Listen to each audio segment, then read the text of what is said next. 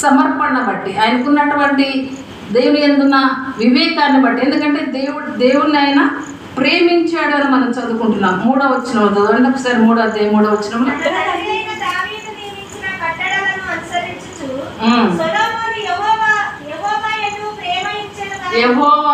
యెహోవా యందు ప్రేమ ఉంచెను, ప్రేమించాడు దేవుణ్ణి, భక్తితో దేవుని ఆరాధించాడు. తండ్రి నియమించిన కట్టడల ప్రకారంగా ఆయన నడుచుకోవడానికి తీర్మానం చేసుకున్నాడు. తన ప్రవర్తనను సరైనదిగా మొదలుపెట్టాడు ఆయన. ఆరంభం అనేది చాలా బాగుంది దావీది, సొలొమోన్ది. సరే, చివరికి వృద్ధాప్యంలో మనకు అవసరం లేదు. ఇప్పుడు బాలుడైనటువంటి వాడిని గురించి, యవ్వనస్తుడైనటువంటి సొలొమోన్ని ఇక్కడ మనం జ్ఞాపకం చేసుకుంటున్నాం. కనుక అతడు దేవుని ప్రేమించెను, దేవుని యందు యెహోవా యందు తనను అభిషేకించినటువంటి తన దేవుని యందు తనకు రాజ్యం ఇచ్చినటువంటి తన ప్రజలను ఇశ్రాయేలును ఏలడానికి, వారికి తనిఖీ చేయడానికి అన్నాడు. వారి విశాల దేశంలో తనిఖీ చేయడం అసాధ్యము, లెక్క పెట్టడం అసాధ్యము, వారికి కావాల్సిన కోరికలు తీర్చడం అసాధ్యము. కనుక నాకు జ్ఞానము కావాలి, నాకు వివేచన కావాలి, నాకు కార్యములు జరుపుటకు నాకు బుద్ధి సరిపోదు. తను తాను ఏ విధంగా తగ్గించుకుంటున్నాడు, తన లోపాలు ఏమిటో, తనకు అవసరం ఏమిటో అవి చెప్తున్నాడు. సింహాసనం కావాలి, ఐశ్వర్యం కావాలి, మంచి పేరు కావాలని అడగలేదు ఆయన.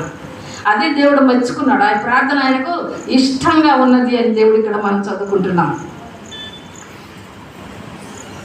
చదువుదాం 10వ వచనం. సొలొమోను చేసిన ఈ మనవి ప్రభువునకు ఏమైందండి? అనుకూలమాయను. దేవునికి అనుకూలమైనటువంటి విధంగా, దేవుని యొక్క హృదయానుసారుడు. ఒకవేళ తన తండ్రిని బట్టి మనం గమనిస్తే దావీదు దేవునికి హృదయానుసారుడే.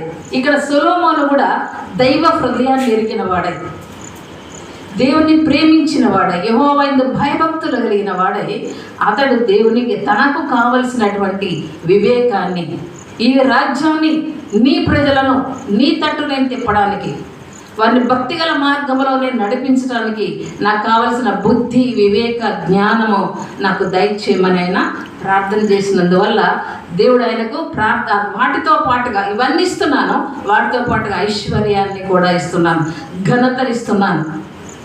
దేవుడు తాను పోల్చుకున్నాడు. మత్తయి మన సువార్తల భాగంలో చూస్తే సొలొమోను కంటే గొప్పవాడను అంటే సొలొమోను గొప్పవాడని అర్థం అక్కడ. కాబట్టి దేవుని యందు ప్రియులారా, ఆ గొప్పతనం ఎక్కడి నుండి వస్తుంది? యెహోవా యందలి భయభక్తులు కలిగి ఉండటే జ్ఞానమునకు మూలము అని ఇక్కడ మనం చదువుకుంటున్నాం. దావీదు కూడా అదే ప్రార్థన